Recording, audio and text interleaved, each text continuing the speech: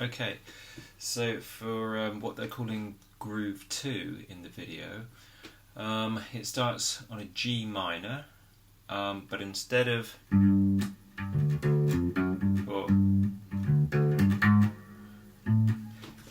that, we've got this.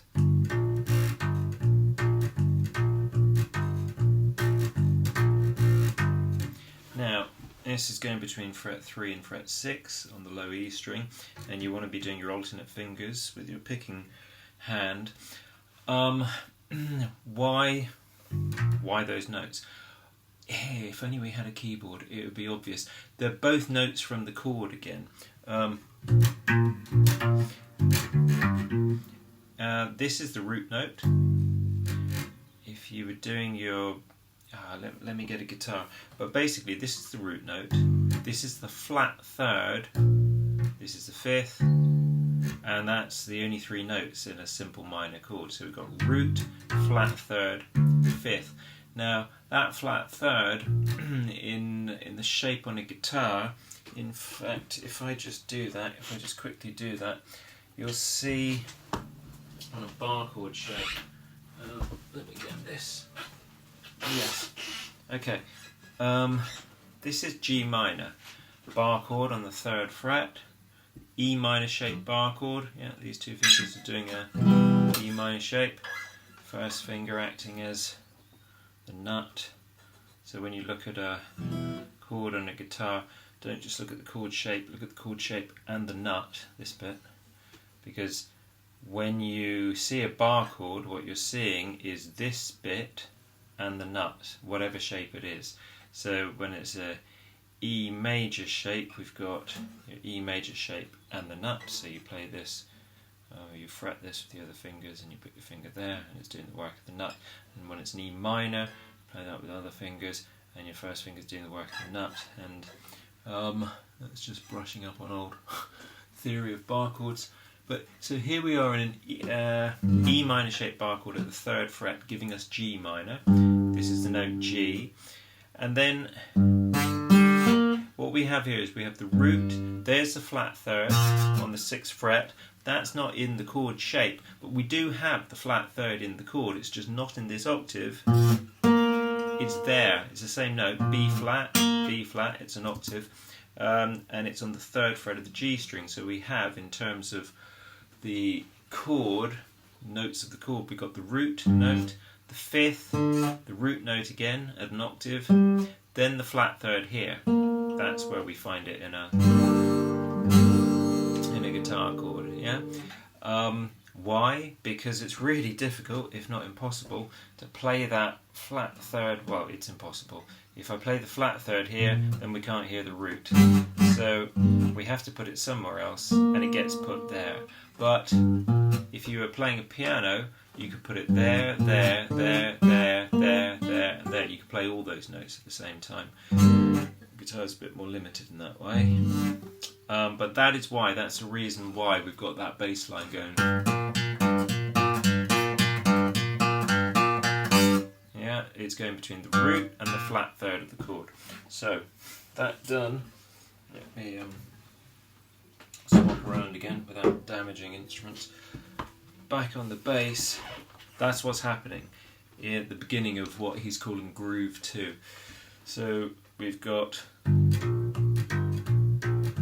that's the first bar, and then it reverses sort of, because rather than starting as we did then on fret 3 with the root, it starts on fret 6 with the flat third. So instead of 3, 6, 6, 3, 6, 6, 3, 6, in the second bar it starts on 6, 3, 6, 6, 3, 6, 6, 3.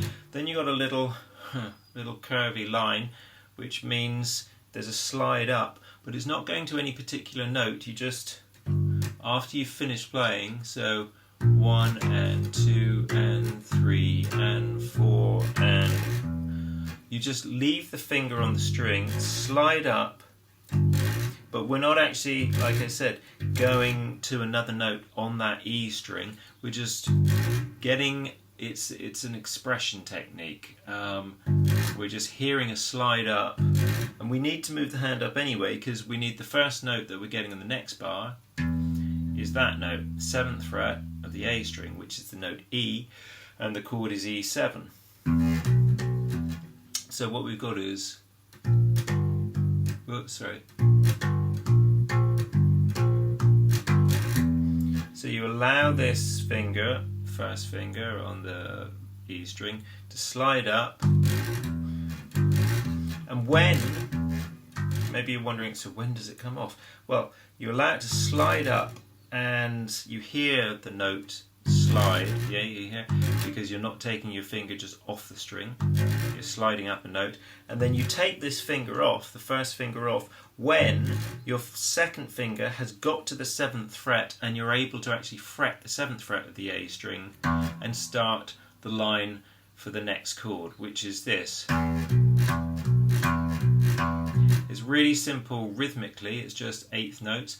1 and 2 and 3 and 4 and 1 and 2 and 3 and 4 and simple rhythmically, but a good exercise in staying in time. Try playing it along with the song.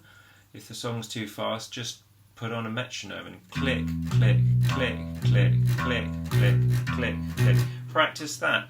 You can see with my picking hand, it fits quite well to pick the A string with my second finger and the E string with my first finger.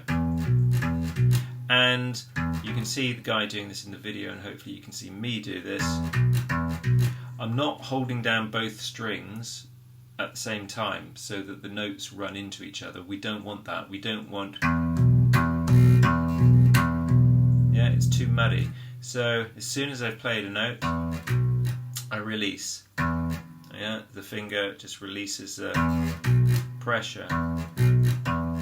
But because I am going to immediately need that note again, I keep the fingers in place, yeah, on the fret that I need to play. So 7, 7, 7, 7, 7, 7, 7, 7. But you can see the movement of my fingers, hopefully. I'm releasing the pressure. That's what's happening on the E7, and this, what are we doing? Again, we're playing the root note of the chord and then the 5th note of the chord, but an octave below, because here, 1, 2, 3, 4, 5, we're playing the note B, which is the 5th note of the chord of E, but we're playing it an octave lower, which often happens for bass players. You'll often play the root and then the 5th of the chord, but an octave lower than here, 3, 4, 5, play it down there, and then you've got that very typical sound of, you hear it in country.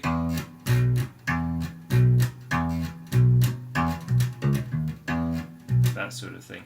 And here he's just going, like I said, on the 8th notes, just back and forth between root and the 5th note of the chord. So that happens for 2 bars for the E7.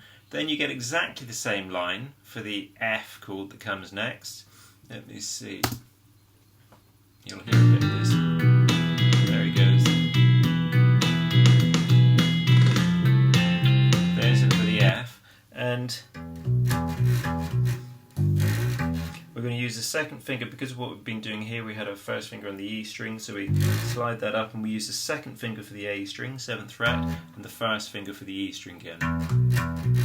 Then you go up to the F, same thing. 2 bars of that, then 1 bar of E7 again,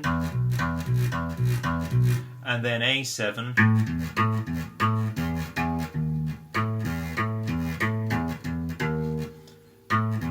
And then you do exactly the same thing on the A7, but on the A7 you don't do it for the whole bar, because you've got this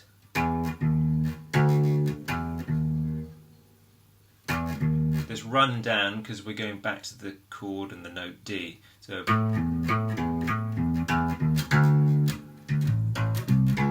we're back to that, or we're back to that.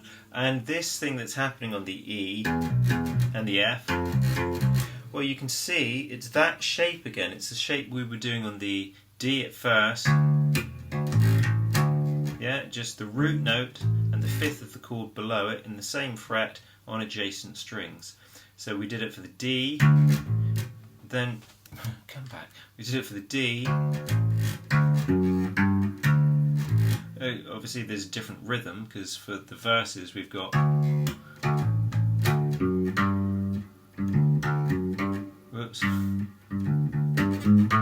we've got that rhythm, whereas in this second section we've got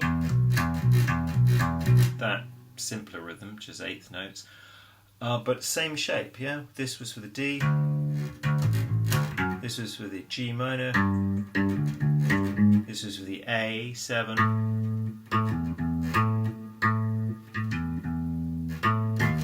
or whatever the connecting notes were, but it's that same shape.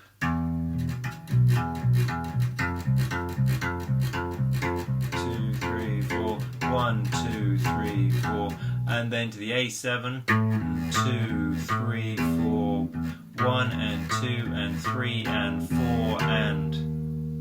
So I would fret it like this. Finger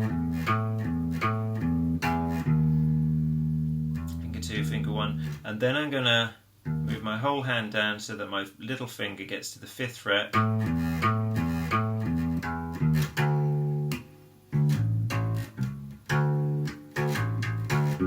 Because then we're back to groove 1, yeah, where I'm gonna not necessarily need, but it's quite a good thing to have my little finger here. I guess you could go. You could put your 3rd finger there, but because you've just been using it here, it's kind of easier to get the little finger there. Let me just see what the guy does in the video.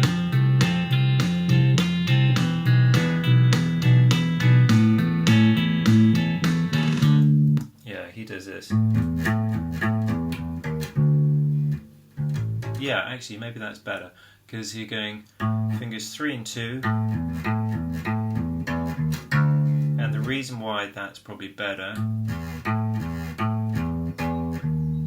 So you're just going finger 2, finger 1 on the 6th fret, and then finger 1 again on the 5th fret, and probably that's better because as soon as you get to this,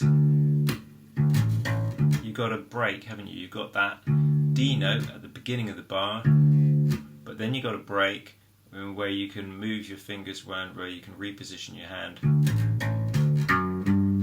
so that you've got fingers in a better position for the rest of the figure on that chord. So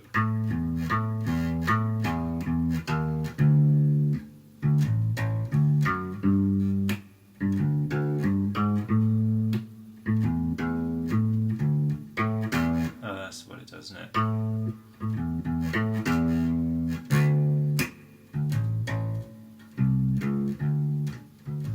So yeah, for back in that, I'm back in groove 1 now, and either use fingers 4 and 3 or fingers 3 and 2.